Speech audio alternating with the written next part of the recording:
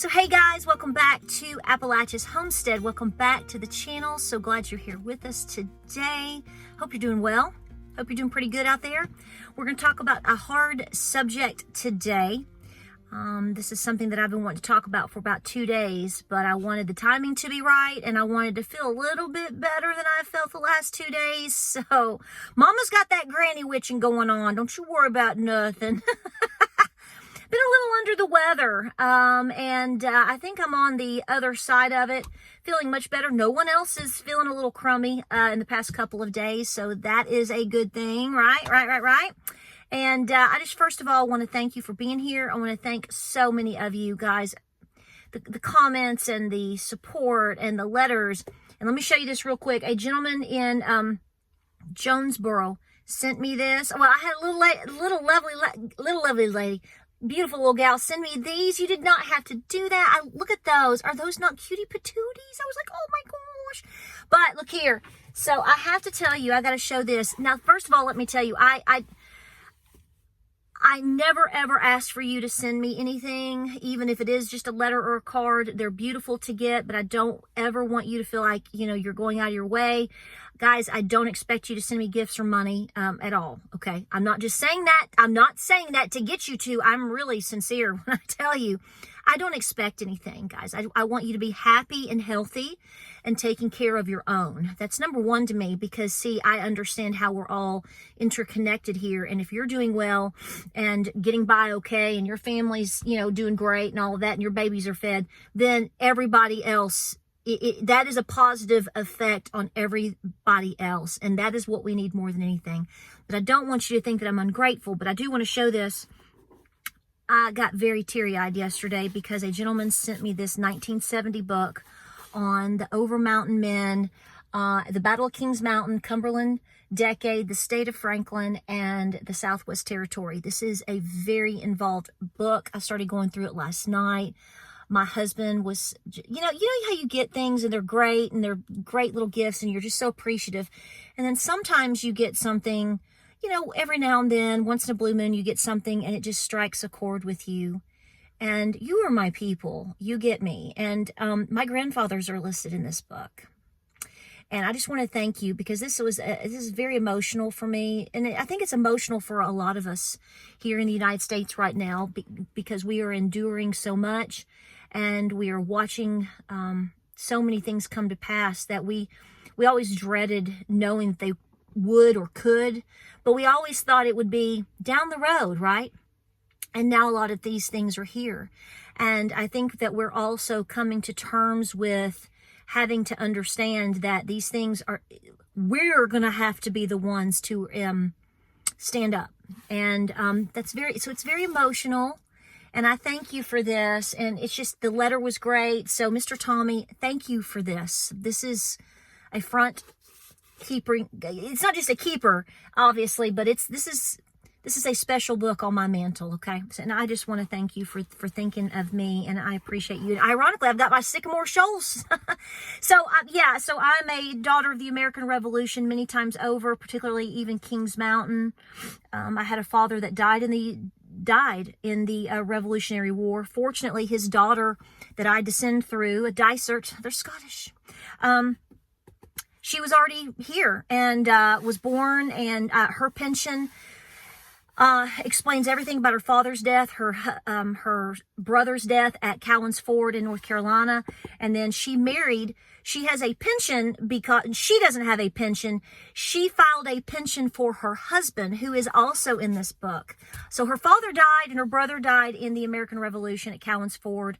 Another brother of hers fought at Kings Mountain, and he's listed in this book, John Dysart. And then she also married Robert Patton, Captain Robert Patton, and that's who I come from. So I know you're like, what? Well, I know it's a lot. A lot of people are like, what? But I have multiple grandfathers that fought in the American Revolution, but I have definite documentation of 3 grandfathers that fought particularly at Kings Mountain. But this is very emotional. So listen. I'm going to refer you to a video because it's not super long, but it is something that I want you to hear for yourself. This is one of those moments where Patara says, I've listened to something or I've called somebody And this is what they told me, or this is what they say, or this is what I read. Now, I have my opinion or my thoughts, but it doesn't really matter unless you do your due diligence and you do your homework and you call this number or you watch this video or you read this article, okay? Because you have to form your own opinion, which I think is going to be the same as mine. And then we go, okay, now what do we think? Okay, and now what's the solution? What can we do to help ourselves? There's a YouTube channel. I had never seen it until this week, until 2 days ago. It popped up. And I don't believe in coincidences, so, you know, that's the way that I am and the way that I believe. And when something pops up, specifically when it's talking about particular things that we are already concerned with, which is obviously the economy, inflation, people losing their jobs, et cetera, what's coming down the pike? Folks, this is going to affect all of us. You can't run from this. I'm sorry, you might be in a situation where you might fare better with what we think is coming or what's happening even right now, but no one is going to escape the claws of the damage that has been done and is currently continuing to be done, okay? What we can do is put like minds together and come up with solutions of how we can survive it best.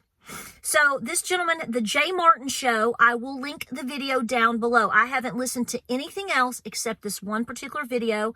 I even sent it to my husband. I sent it to Miss Lou. I sent it to my daddy. I've sent it to multiple people that I trust, that I want them to hear what they say, absorb it, and to understand what's coming. Or what he at least thinks is coming. Because he had a gentleman on there by the last name of Hunter. And Dave Hunter. He is a type of economist. Is it macro? Micro? You know, I want you to listen because they go into the specifics of a lot of things. This video is, I joke and call it dummy friendly. That's me, okay? Because I want you just to break it downtown to me, okay?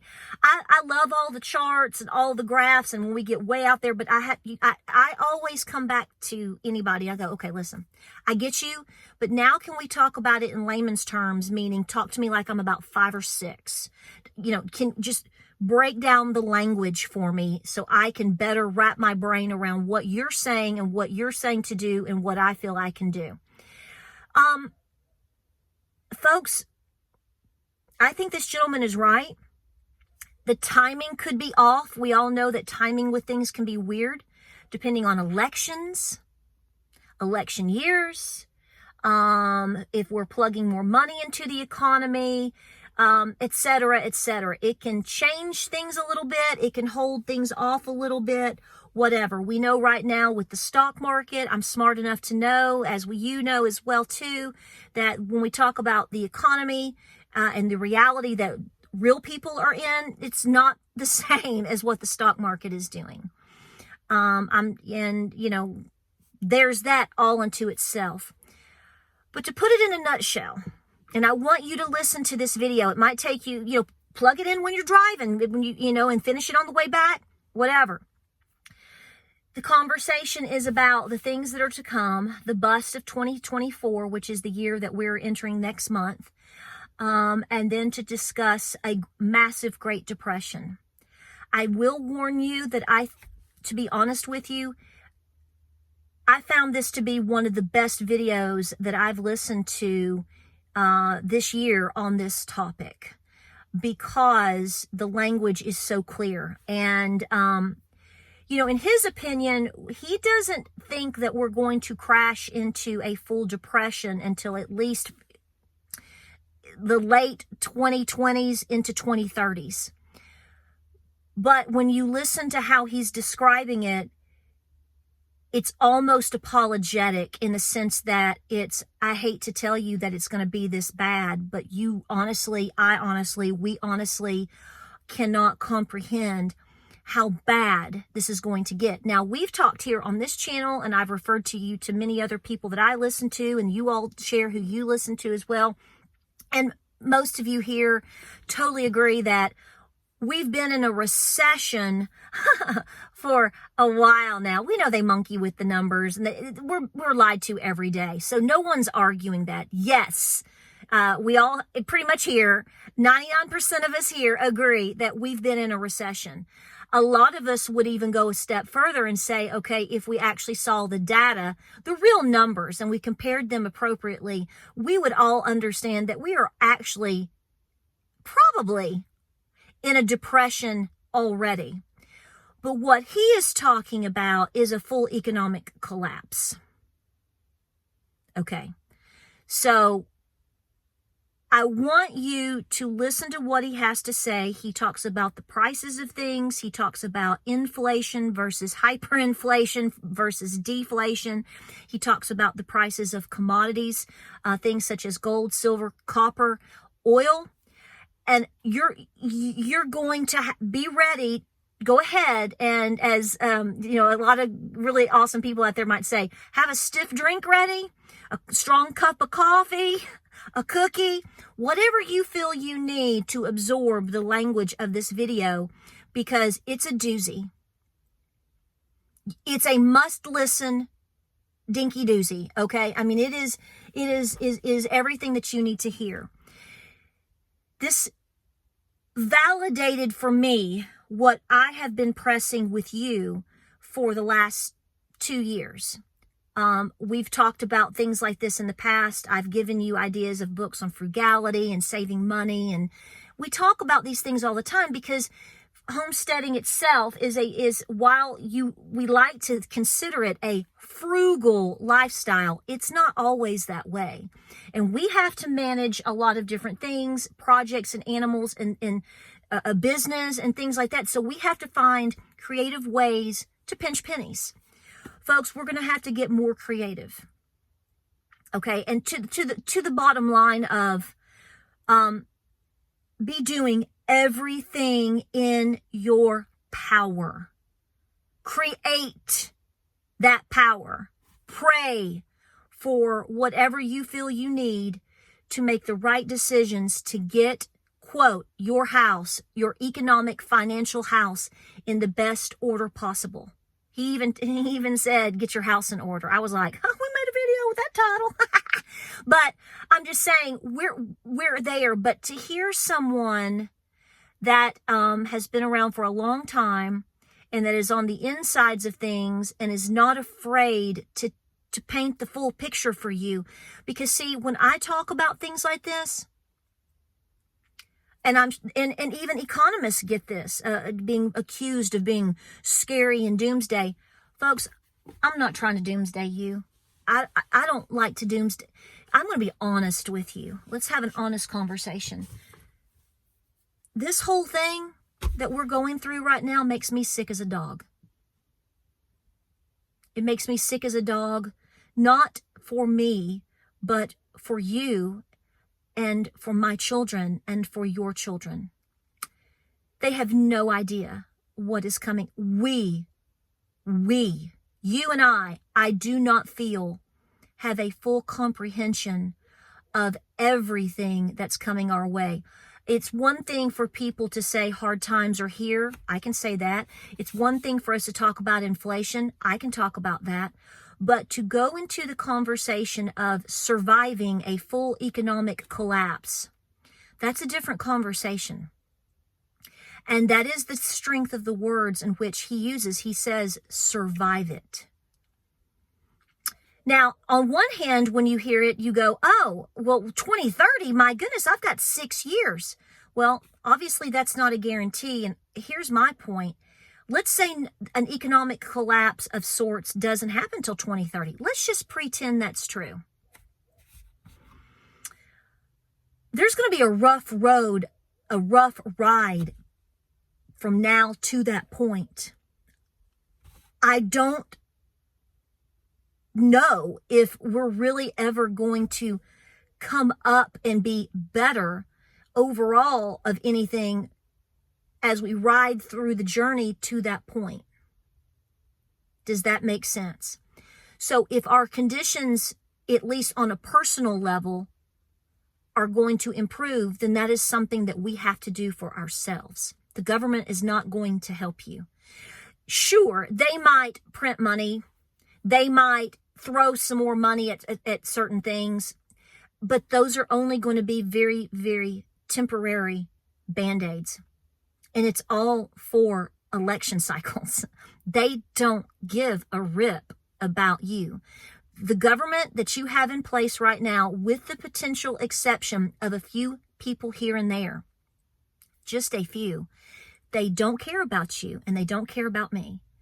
And, you know, when things like this shake down, they've already got their money, they've already got their assets, they've already got their food, and they've already got themselves squared away. Do you have yourself squared away? I'm talking first and foremost about this, not just about your pantry, your food.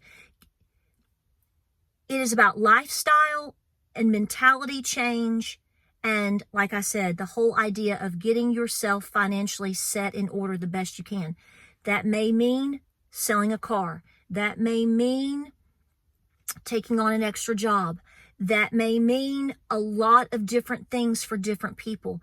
That may mean your son and daughter or, you know, grandchildren move back.